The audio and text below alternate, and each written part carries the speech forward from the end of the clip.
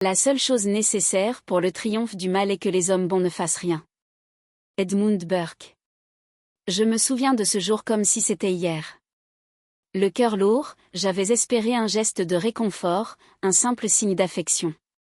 Mais mes parents, ces figures qui auraient dû être les premières à offrir leur amour inconditionnel, ont choisi l'indifférence. Ce n'était pas la première fois que je ressentais cette froideur, mais cette fois-ci, c'était différent. Cette fois, cela concernait mon enfant. Mon fils, qui n'avait que 8 ans, avait toujours rêvé de tisser des liens solides avec ses grands-parents. Après tout, c'était ce que tout enfant désire, l'amour et la protection des 2 générations qui les précèdent. Mais mes parents avaient d'autres priorités. Leur monde, leurs attentes, leurs préoccupations étaient loin de la réalité de mon enfant.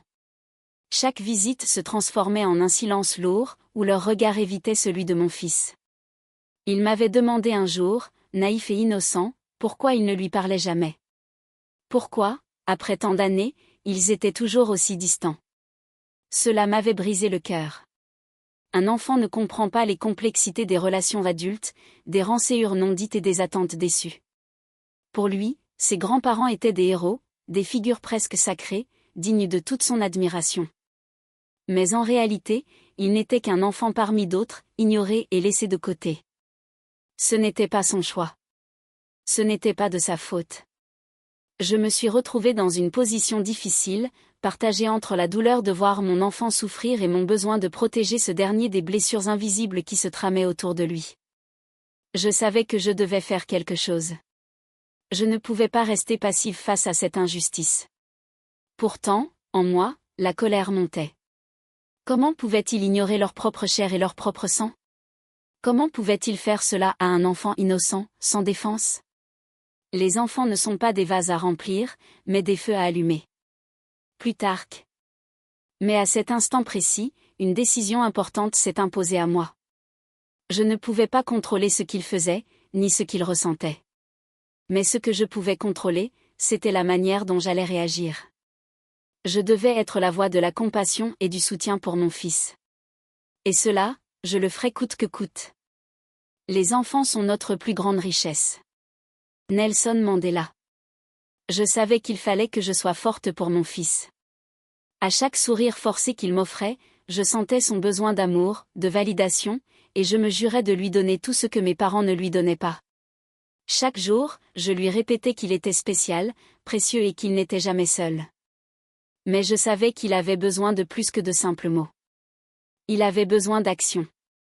Il avait besoin de se sentir en sécurité, de savoir que, malgré l'indifférence des autres, il était aimé et soutenu. Je n'allais pas laisser l'ignorance de mes parents définir son avenir. Non, je devais créer un environnement où il se sentirait aimé et respecté, peu importe les déceptions qu'il vivait avec ses grands-parents. Mais la tâche n'était pas simple. Il fallait que je trouve un équilibre entre la réalité de la situation et l'espoir que je voulais lui offrir. Il fallait qu'il comprenne, sans être blessé, que parfois les gens agissent de façon inconsidérée, mais cela ne le rendait pas moins digne d'amour. Je lui ai expliqué, avec toute la douceur possible, que les adultes, parfois, sont trop concentrés sur leur propre vie pour voir les besoins des autres. Je lui ai dit que cela ne signifiait pas qu'il était moins important, bien au contraire. Il est plus important de savoir qui tu es et d'être fier de toi, peu importe ce que les autres pensent, lui ai-je dit en le prenant dans mes bras. Ce n'est pas la situation qui fait l'homme, c'est l'homme qui fait la situation.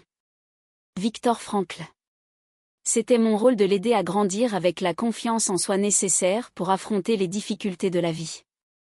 Je ne pouvais pas changer le comportement de mes parents, mais je pouvais lui montrer qu'il avait de la valeur. Il avait besoin de comprendre qu'il n'était pas la cause de leur comportement. Et, plus que tout, il avait besoin de voir en moi une source constante de soutien et de force. Je n'étais pas seule dans ce combat. Mon amour et ma détermination suffiraient à lui donner la stabilité et la confiance qu'il méritait. Je n'allais pas permettre que les actions des autres détruisent sa perception de lui-même ou de l'amour familial. Les enfants apprennent ce qu'ils vivent. Dorothy Low-Nolt. J'avais vu mon fils se renfermer peu à peu. Il ne le montrait pas toujours, mais ses yeux trahissaient la tristesse qui l'habitait. J'avais tout fait pour qu'il se sente aimé et soutenu, mais je savais que cette indifférence de ses grands-parents le blessait. Il ne comprenait pas pourquoi il n'était pas digne de leur attention. Pourtant, il était l'un des êtres les plus purs et les plus bons que je connaissais. Je voulais lui montrer que, même si certains ne voyaient pas sa valeur, il y avait un monde entier qui l'acceptait pour ce qu'il était. Je ne pouvais pas changer mes parents, mais je pouvais lui offrir un modèle d'amour et de force. Dans chaque acte de ma part, je voulais qu'il ressente ma présence rassurante et constante, qu'il sache que je serai toujours là pour lui, peu importe les circonstances. Je commençais à l'encourager à poursuivre ses passions. À un âge aussi jeune, il avait des rêves, et je savais qu'il devait les suivre, même si l'environnement autour de lui semblait parfois incertain. Nous passions des heures à discuter de ce qu'il aimait, la peinture, la lecture, et même le jardinage. Peu importe les petites choses qu'il accomplissait, je le félicitais et lui rappelais à quel point il était capable. À travers ces moments, je voyais ses sourires se faire plus francs, ses yeux moins tristes. Ne laisse personne éteindre ta lumière. Maya Angelou. J'étais convaincue que l'amour inconditionnel pouvait réparer bien plus que des blessures physiques. Et cet amour ne se contentait pas d'être verbal, il se manifestait dans chaque geste que je posais, dans chaque petit sacrifice que je faisais pour qu'il se sente bien dans sa peau. Si mes parents n'étaient pas là pour lui, je serais son ancre, son rocher. Je lui montrerais chaque jour que, peu importe les épreuves, il pouvait toujours compter sur l'amour d'une mère. Peu à peu, il commença à changer. Les blessures invisibles de l'indifférence de ses grands-parents ne s'effacèrent pas du jour au lendemain, mais je voyais un progrès. Il souriait plus souvent, riait plus fort, et, surtout, il commençait à comprendre qu'il n'avait pas à chercher l'amour là où il ne pourrait jamais le trouver.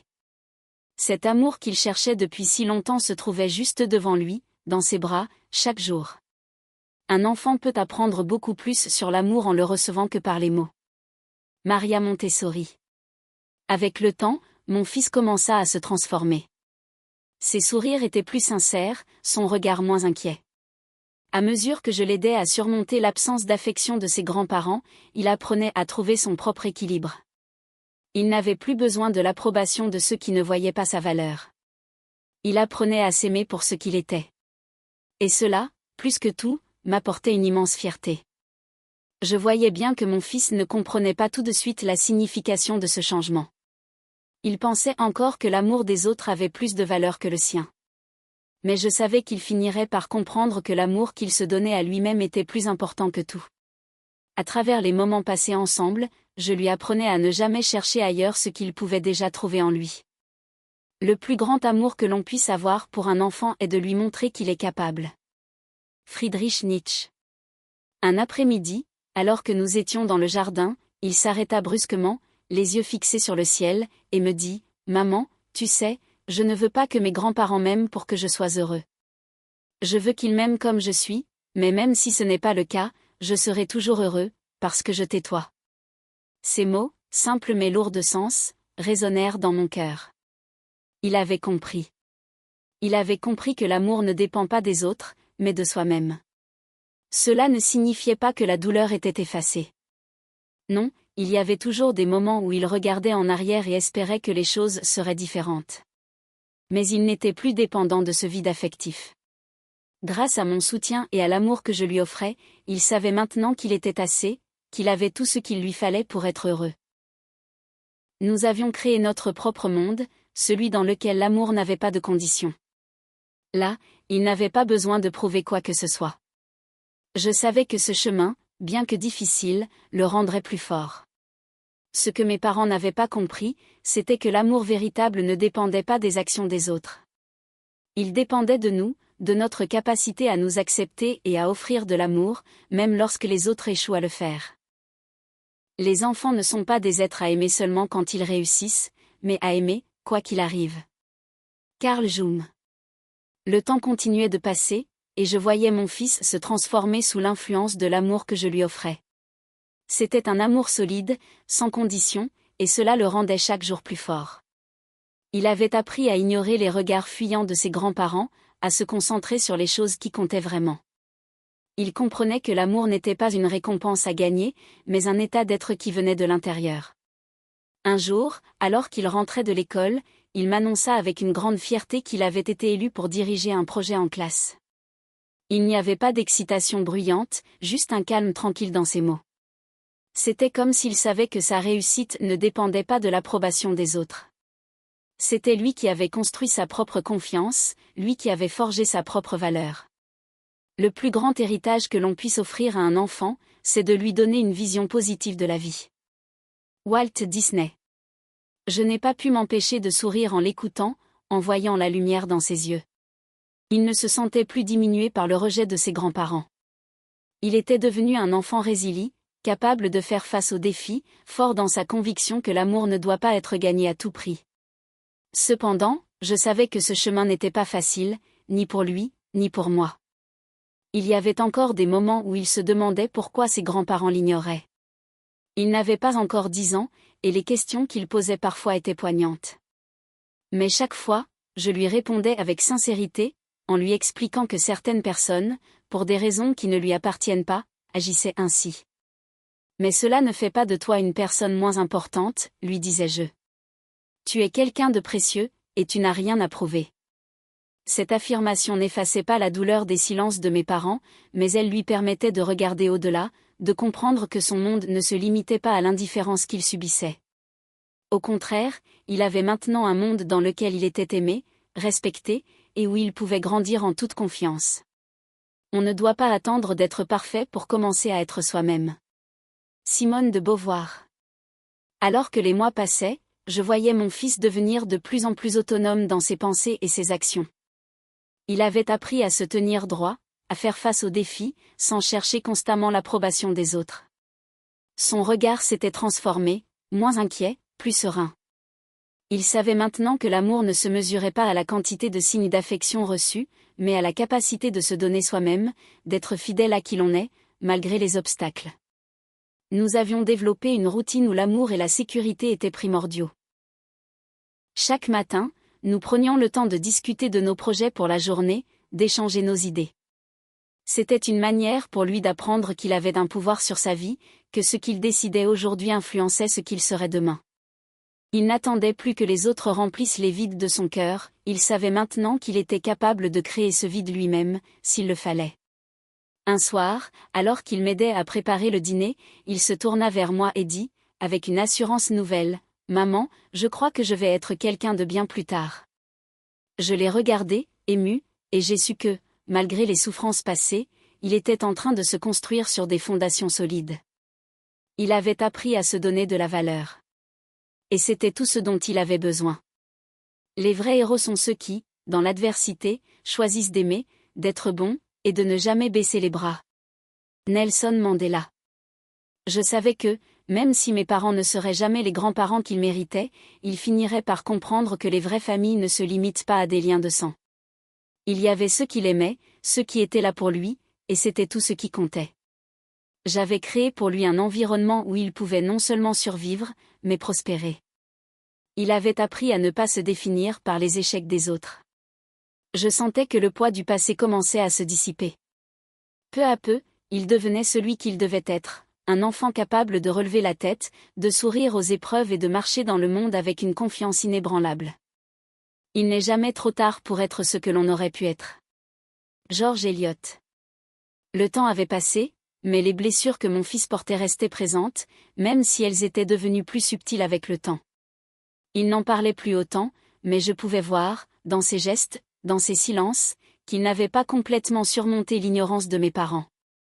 Les cicatrices invisibles étaient encore là, et je savais que le chemin vers la guérison complète serait long. Mais ce qui m'aidait à avancer, c'était la certitude que j'avais fait tout ce que je pouvais pour qu'il se sente aimé. J'étais là, chaque jour, pour lui, dans les bons comme dans les mauvais moments. C'était tout ce dont il avait besoin pour se reconstruire. Chaque parole que je lui avais dite, chaque moment de tendresse, chaque encouragement, faisait écho dans son cœur, l'aidant à comprendre que l'amour était inconditionnel, et qu'il ne devait jamais se juger par les actions des autres. Un enfant est l'amour incarné, et l'amour ne peut être détruit que par une absence totale de soin. Carl Jung. Je savais qu'il fallait maintenant lui permettre de trouver sa propre voie, de s'affirmer comme il l'entendait. Il avait appris à être résilient, à se tenir debout, même lorsque les bases semblaient vaciller. Mais il lui restait encore un chemin à parcourir. Celui de comprendre que son bonheur ne dépendait pas de la reconnaissance des autres, mais de son propre cœur, de la manière dont il choisissait de se voir. Un après-midi, alors que nous marchions dans le parc, il m'a dit quelque chose qui m'a profondément touchée. « Maman, je ne veux plus attendre que les gens m'aiment pour être heureux. Je vais être heureux parce que je suis moi. » Ces mots étaient simples, mais lourds de sens. Il avait compris quelque chose que beaucoup d'adultes ne comprenaient pas: le bonheur ne se trouve pas dans l'approbation des autres, mais dans l'acceptation de soi.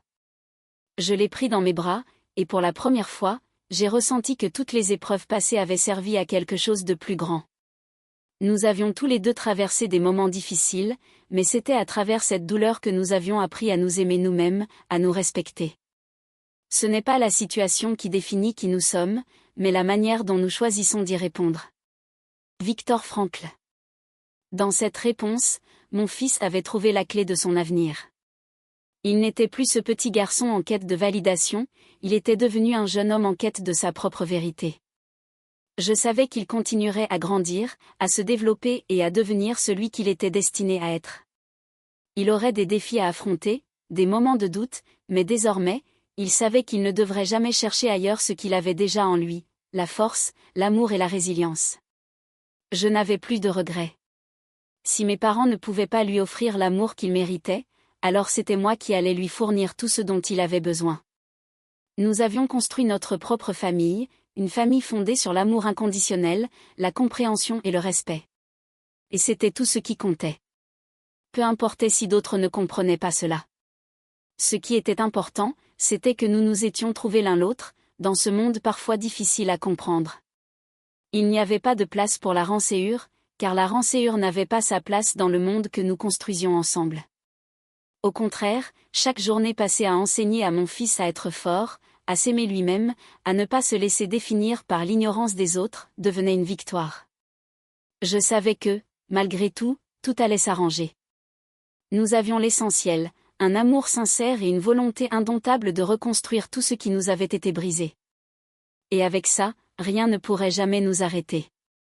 Le plus grand voyage que l'on puisse entreprendre est celui du cœur. Carl Jung. Au fur et à mesure que mon fils grandissait, il commençait à voir le monde avec plus de sagesse. Ce monde qu'il avait longtemps perçu à travers les yeux de l'abandon et du rejet, il le voyait maintenant comme un endroit où il pouvait s'épanouir, malgré les difficultés. J'étais si fière de lui. Il avait appris à vivre avec ses blessures, sans les laisser définir qui il était. L'amour qu'il m'avait donné en retour était un amour pur, sans condition, sans attente, et il me rappelait chaque jour pourquoi je m'étais battue pour lui. Cependant, malgré tout ce progrès, quelque chose restait dans l'air. Mon fils n'était pas encore complètement libéré des chaînes invisibles du rejet qu'il avait subi. Il n'en parlait pas ouvertement, mais je pouvais voir que, parfois, dans des moments de silence, il se demandait si les choses auraient pu être différentes. Ces questions, bien que non exprimées, étaient évidentes dans ses yeux. J'avais compris qu'il n'était pas seulement en train de surmonter les actions de mes parents, mais qu'il devait aussi se réconcilier avec l'idée que certaines choses échappaient à son contrôle. Je savais que je devais l'aider à faire cette paix intérieure. Il ne suffisait pas de lui enseigner à être fort ou à se relever après une épreuve. Il devait comprendre que le pardon, non pas pour les autres, mais pour lui-même, était essentiel. C'était la dernière étape de son chemin vers la guérison. Je lui ai souvent dit: le plus grand don que tu puisses te faire est de te libérer du poids du passé. C'est dans le pardon que réside la vraie liberté. Nelson Mandela. Un jour, alors que nous étions assis dans notre jardin, un endroit calme où nous avions partagé tant de souvenirs, il m'a regardé, les yeux remplis de questions. « Maman, dit-il doucement, est-ce qu'un jour je pourrais oublier ce que mes grands-parents ont fait? Est-ce que je pourrais ne plus être triste ?» Je lui ai pris la main et je lui ai répondu avec toute la tendresse que je pouvais offrir: « Mon cher, le but n'est pas d'oublier, mais de comprendre. Ce qu'ils ont fait ne te définit pas. C'est toi qui choisis comment grandir et comment avancer. Le pardon, c'est se libérer de la douleur, et non pas excuser ceux qui nous ont fait du tort. Mais cela ne signifie pas que tu dois continuer à vivre avec cette douleur. » Je lui ai parlé de la libération qu'apporte la paix intérieure, une paix qui naît du fait de se donner à soi-même l'espace pour être heureux, indépendamment des actions des autres. Nous ne pouvons pas changer ce qui a été fait, mais nous pouvons choisir comment nous voulons répondre. Mon fils écoutait attentivement, un peu perdu, mais en même temps intrigué. Il savait que c'était un long chemin à parcourir, mais je sentais qu'il était prêt. Ne porte pas la charge de ce que tu ne peux changer, et ne laisse pas les erreurs des autres dicter ton avenir. Maya Angelou. Cette conversation fut un tournant pour lui, mais aussi pour moi. J'avais toujours cru que l'amour et le soutien pouvaient réparer tout. Et même si ce n'était pas faux, je me rendais compte que parfois, il fallait aussi accepter que la guérison ne soit pas linéaire, et qu'elle prenne du temps. Mon fils devait, tout comme moi, apprendre à se libérer de la rancœur, à voir au-delà des erreurs des autres pour mieux avancer. Les semaines suivantes, je le vis grandir encore plus sûr de lui, plus calme. Ce n'était pas un changement instantané, mais il avait amorcé ce processus de réconciliation avec lui-même. Il était devenu plus résilient, plus sage, et, ce qui me remplissait de joie, c'était qu'il avait trouvé un équilibre entre les épreuves du passé et la beauté du présent.